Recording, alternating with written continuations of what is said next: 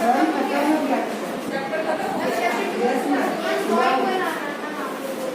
Drawing बनाना है आपको।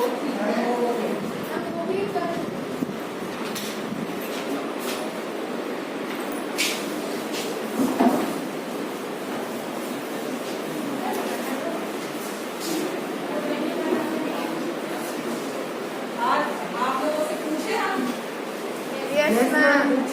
क्या लिखे, आप क्या सही लिखे क्या गलत लिखे।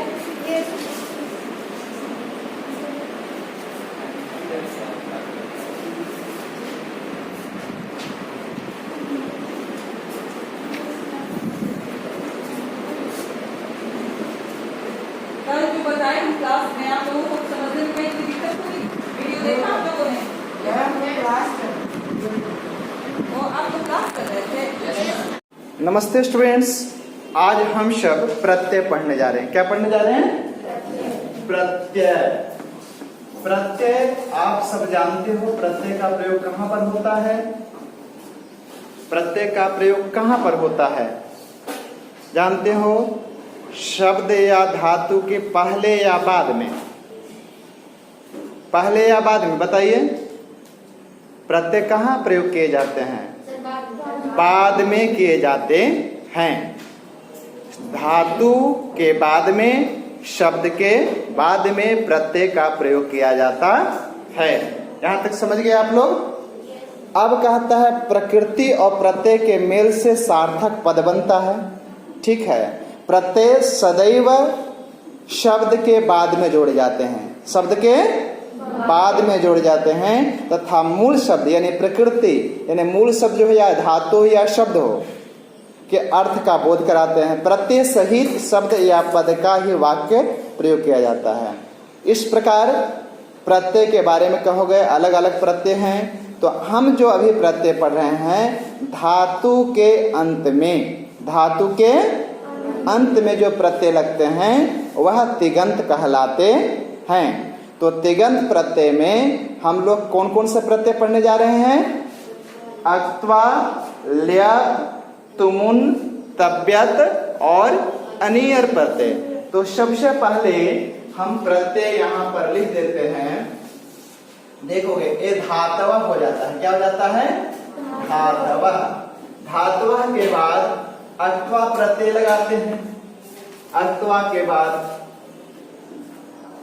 तुमुन लगा लेते हैं, तुमुन लगा लेते हैं। इसके बाद तव्यत और अनियर प्रत्यय, तव्यत और अनियर प्रत्यय। एक प्रत्यय में छोड़ दिया, कौन सा प्रत्यय? ल्यप प्रत्यय में छोड़ दिया हूं। ल्यप प्रत्यय के बारे में भी आपको बताऊंगा। ठीक है, तो अक्त्वा में का हट जाता है, त्वा शेष रह जाता है। क्या शेष रह जाता है? त्वा। तुमुन में न हट जाता है, तुम शेष रह जाता है। क्या रह जाता है? तुम। और तव्यत में तव्य शेष रह जाता है। अनियर में अनिय शेष रह जाता है, यानी र हट जाता है। तो किसमें क्या हटा? अक्त्वा में का हट गया, त्वा बच गया, त्वा शेष रहा। तुमुन में क्या शेष बचा? तुम। तव्यत में त हटा दिए, तव्य शेष बचा। और अनियर में र हटा दिए, अनिय बचा। ठीक है, अब कहोगे धातव, जैसे हम पठ धातु लिए। कौन सा धातु लिए? पठ धातु। पठ धातु में अक्त्वा प्रत्यय लगाओगे तो शब्द बनता है पठित्वा। क्या बनता है? इसके पहले मैं आप लोग बता दूं धातु का अर्थ। अक्त्वा प्रत्यय लगने के बाद क्या है? यह पूर्वकालिक क्रिया है। अक्त्वा प्रत्यय जब लग जाता है तो एक वाक्य बना, एक क्रिया करने के बाद जब दूसरी क्रिया की जाती है, एक क्रिया को समाप्त करने के बाद जब दूसरी क्रिया की जाती है तो पहली क्रिया में, किस क्रिया में? पहली क्रिया में अक्त्वा प्रत्यय का प्रयोग किया जाता है। जैसे छात्राः विद्यालयं गच्छन्ते, छात्राः विद्यालयं गच्छन्ते, छात्राः पठन्ते। तो एक ही कर्ता दो काम कर रहा है। पहले विद्यालय जाता है और पढ़ता है, विद्यालय जाता है और पढ़ता है। तो जाने की क्रिया पहले हो रही है, तो पहले क्रिया कौन हुई? जाना। तो वही धातु में जाना जो गच्छति, क्रियापद है उसमें मूल धातु क्या हुआ गच्छति का गम, क्या हुआ गम। तो गम धातु में अक्त्वा प्रत्यय कर लोगे और वाक्य बनेगा छात्राः विद्यालयं गत्वा पठन्ति, छात्राः विद्यालयं गत्वा पठन्ति। तो यहाँ पर हम गम धातु का ही प्रयोग कर लें और गम धातु में हाँ इसके पहले ये कर, हाँ करके ऐसा अर्थ होता है। यहाँ पर के लिए लिखते जाओगे, के लिए चाहिए अर्थ में, चाहिए अर्थ में प्रयोग होता है, यहाँ भी चाहिए अर्थ में प्रयोग होता है, ठीक है। तो अब देखोगे गम धातु है, गम धातु में अक्त्वा प्रत्यय करने के बाद शब्द बना गत्वा। जैसे वाक्य बनाए छात्रः, छात्र प्रत्यय का एक एक वाक्य बनाते जा रहा हूँ। छात्रः विद्यालयं, विद्यालयं गत्वा, गत्वा पठन्ते, छात्राः विद्यालयं गत्वा पठन्ते, पहला वाक्य बन गया। अब गम धातु में तुमुन प्रत्यय, गम धातु में तुमुन प्रत्यय लगाते हैं। तो तुमुन प्रत्यय क्या होता है के लिए, क्रिया का उद्देश्य क्या है, क्रिया का उद्देश्य क्या है। जैसे किस लिए जाता है, छात्र विद्यालय किस लिए जाते हैं, पढ़ने के लिए। तो दूसरी जो क्रिया है वही उद्देश्य बन जाता है। तो गम धातु में तुम प्रत्यय लगाओगे गंतुम होता है, क्या होता है गंतुम होता है। लेकिन यहाँ पर वही वाक्य मैं बना रहा हूँ। जैसे छात्राः, छात्राः विद्यालयं, विद्यालयं किमर्थम गच्छन्ति, किस लिए जाते हैं, तो पठितुम गच्छन्ति। यहाँ पठ धातु में तुम प्रत्यय लगाओगे तो पठितुम गच्छन्ति, पठितुम गच्छन्ति। हाँ तो यहाँ पर स्टूडेंट्स आप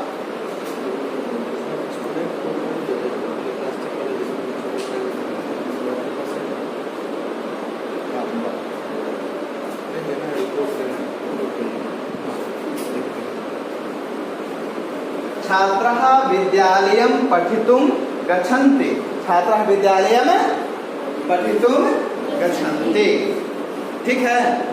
तो यहाँ पर क्रिया का उद्देश्य छात्र विद्यालय क्यों जाते हैं, तो पढ़ने के लिए जाते हैं।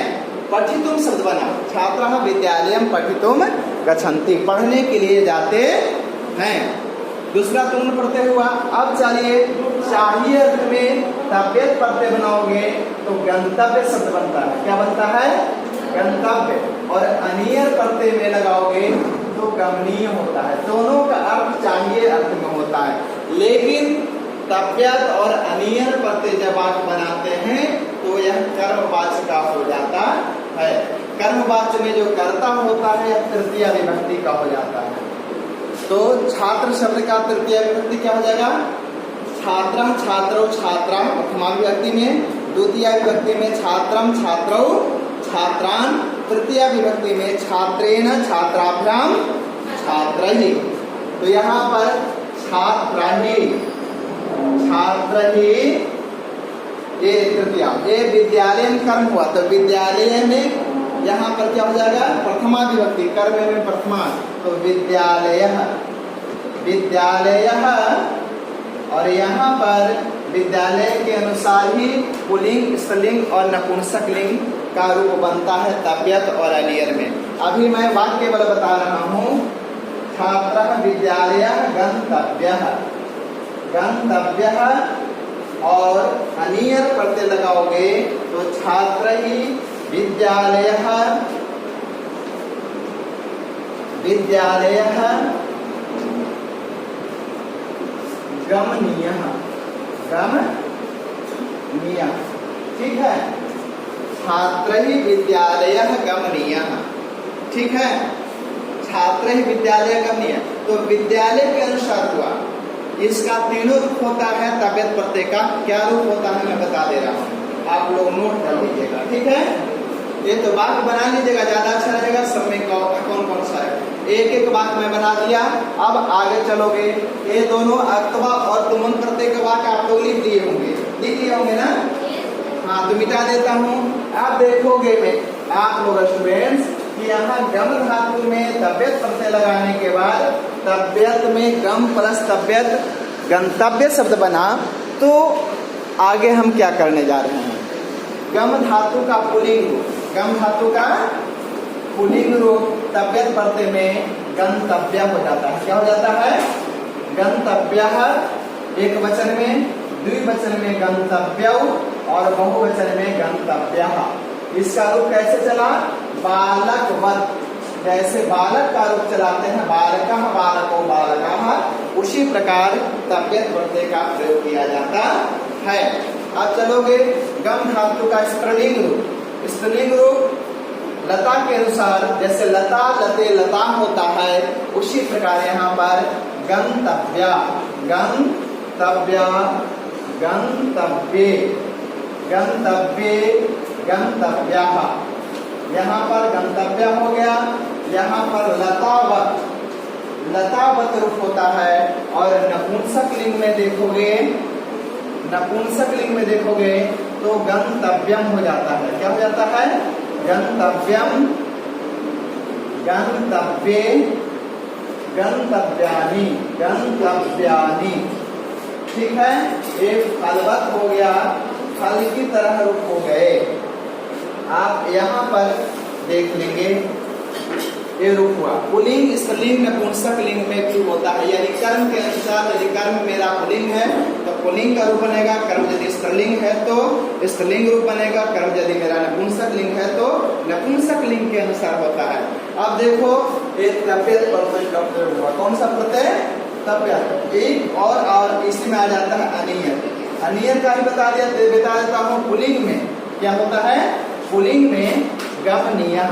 इतना लिख लोगे तो आपको आसान होगा। मैं पूछूंगा गमनीयः, इसी प्रकार बालक की तरह गमनीयो गमनीयो, और यहाँ पर गमनीयाः गमनीयः बन जाता है।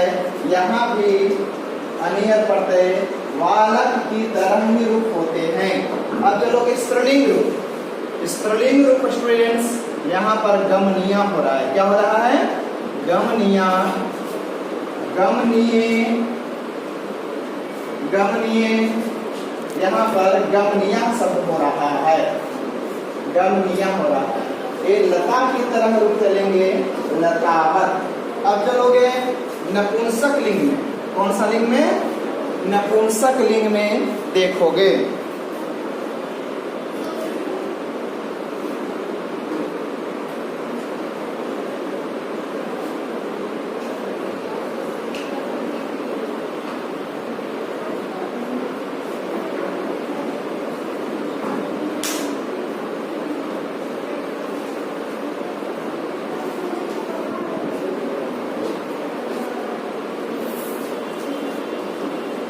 हाँ, नपुंसक लिंग में देखोगे स्टूडेंट्स तो यहाँ पर गमनीयम गमनीय गमनीयानि होता है। क्या होता है? गमनीयम गमनीयम गमनीय गमनीयानि गमनीयानि गमनीयम गमनीय गमनीयानि रूप होता है, जो फलवत होता है। किसके तरह होता है? फल की तरह होता है। यह तव्यत और अनियत। चूंकि तव्यत और अनियत प्रत्यय जो है आपके रूप चलता है, और यह जो अक्तवा और तुमुन प्रत्यय है उससे बने हुए पद अव्यय हो जाते हैं। ठीक है, तो आप यहाँ तक देख लिए, लिख लिए? ऊपर में मिटाऊं? हाँ, ठीक है, लिख लीजिए।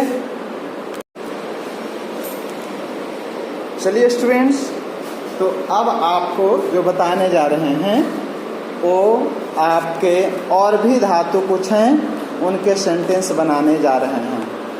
ठीक है, तो कौन कौन से हैं वो देखते हैं। सबसे पहले हमारा नी धातु, नी धातु का अर्थ होता है ले जाना। क्या हो जाता है? नी धातु में अक्वा प्रत्यय लगाओगे तो शब्द बनेगा नीत्वा, ले जाकर। नी धातु, क्री धातु, जितने धातु के अंत में ई दीर्घ ईकार होगा, स्वीकार होता है, उसका ए हो जाता है। तुम प्रत्यय में क्या हो जाता है? ए। ई का क्या हो जाएगा? ए। तो ने और तुम लगा दोगे ने तुम, ठीक है। और यहाँ पर नेतव्य, नेतव्य और नयनीय, ठीक है। जिसका अर्थ हुआ ले जाकर, ले जाने के लिए, ले जाना चाहिए। अब क्री धातु खरीदना का अर्थ होता है क्रीत्वा। क्या होता है? क्रीत्वा यानी खरीद कर। और री ई का गुण ए हो जाता है तो गुण प्रत्यय में क्रेतुम, और यहाँ पर क्रेतव्य हो जाता है, तव्य प्रत्यय में क्रेतव्य, और क्रयणीय, क्रयणीय शब्द बन जाता है, क्रयणीय, खरीदना चाहिए। अब पठ धातु का प्रयोग देखो, पठ तो जानते हो, पठ का क्या होगा? पठित्वा। तुम प्रत्यय लगाओगे तो पठितुम हो जाता है। अब तव्यत लगाओगे तो पठितव्य हो जाता है, और यहाँ पर पठनीय हो जाता है। पढ़कर, पढ़ने के लिए, पढ़ना चाहिए। अब लिख धातु का अक्वा प्रत्यय लगाने के बाद शब्द बनेगा लिखित्वा। क्या बनेगा? लिखित्वा। और लिख में ई है इसलिए गुण हो गया ए। लेखी तुम, लेखी तुम, और यहाँ पर हो जाएगा लेखी तव्य, लेखी तव्य। और अनियर प्रत्यय लगाओगे तो शब्द बनेगा लेखनीय। क्या बनेगा? लेखनीय। भू धातु में अक्वा प्रत्यय करोगे तो शब्द बनेगा भूत्वा। यहाँ तुम प्रत्यय लगाओगे तो भावितुम शब्द बनेगा भावितुम, होने के लिए। और तव्यत लगाओगे तो भावितव्य, अनियर, भावनीय। भू धातु में लगा भूत्वा, होकर। अब चलोगे हस धातु में अक्वा प्रत्यय लगाते हैं तो शब्द बनता है हसित्वा, हसित्वा, हसितुम, हंसने के लिए, हसितव्य, हंसना चाहिए। और आगे है हसनीय, हंसना चाहिए, ठीक है। अब आगे चलोगे भावित्वा। क्या होता है? भावित्वा। अक्वा प्रत्यय में दौड़कर, भावितुम, दौड़ने के लिए, भावितुम, दौड़ने के लिए। भावितव्य, दौड़ना चाहिए, दौड़ना चाहिए। भावितव्य, भावनीय, भावनीय हो गया। अब क्री धातु में अक्वा प्रत्यय करोगे तो शब्द बनेगा कृत्वा, और यहाँ पर री का गुण अर हो जाता है तो शब्द बनेगा करतुम, करतुम। और यहाँ पर क्री धातु में कर्तव्य हो जाता है, गुण हो जाता है कर्तव्य, करना चाहिए। और करणीय शब्द बन जाता है करणीय, करणीय। तो इस प्रकार स्टूडेंट्स आपके ये कुछ धातुओं का प्रयोग किया गया। आप इसको आराम से लिख लीजिए और तब इसका मैं बताऊंगा। जैसे वाक्य बनता है भावित्वा, बालकः पितरं दृष्ट्वा बालकः धावित्वा आगच्छति। पिता को देखकर बालक दौड़कर आता है। इस तरह से प्रयोग करेंगे।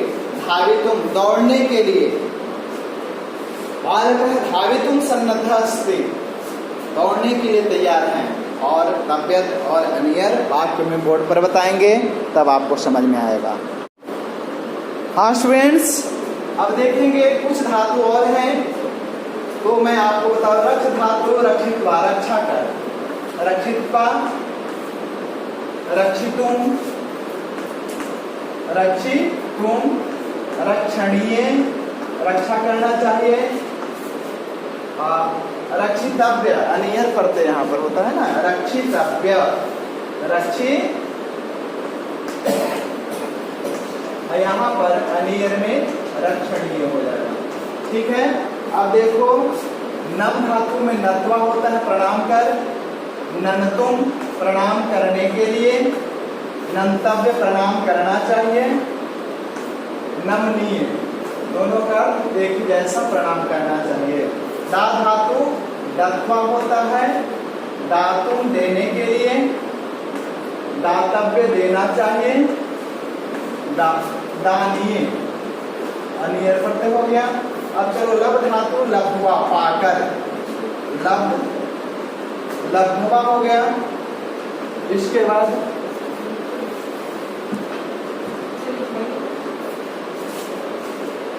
लब्धवा लब्धुम होता है, लब्धुम पाने के लिए, लब्धव्य, लब्धव्य, लब्धनीय, लब्धनीय होता है। सेव धातु सेवित्वा, सेवित्वा, सेवितुम, सेवितुम। इसके बाद होगा सेवितव्य, सेवितव्य, सेवनीय, सेवनीय।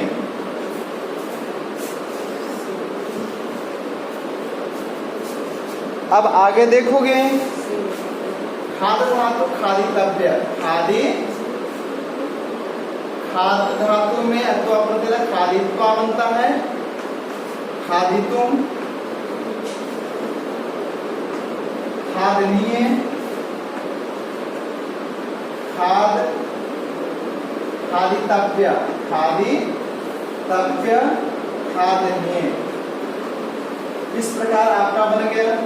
पा धातु का पीत्वा होता है पीकर, पान, पातुम, पातुम, पातव्य,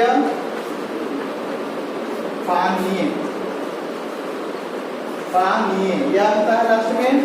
कथ धातु का कथयित्वा, कथयितुम, कथितव्य, कथितव्य और कथनीय। चलिए स्टूडेंट्स, कभी इन प्रत्ययों पर बाद में भी चर्चा चल जाएगी। यहाँ पर रस धातु को छोड़ देता हूँ, ज्ञा धातु ले देता हूँ, ज्ञात्वा, ज्ञात्वा, ज्ञातुम जानने के लिए, ज्ञातव्य जानना चाहिए और ज्ञानीय।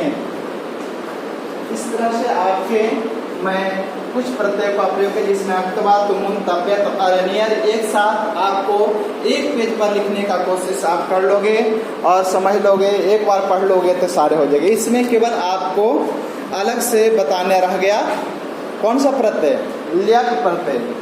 अक्तवा प्रत्यय की तरह वो प्रयोग किया जाता है। ठीक है। धातु के पहले जैसे पठ धातु है, पठ धातु के पहले अक्तवा प्रत्यय लगाओगे तो शब्द बन जाएगा पठित्वा। तो ठीक है स्टूडेंट्स, आज इतना ही बेल बज चुका है ना।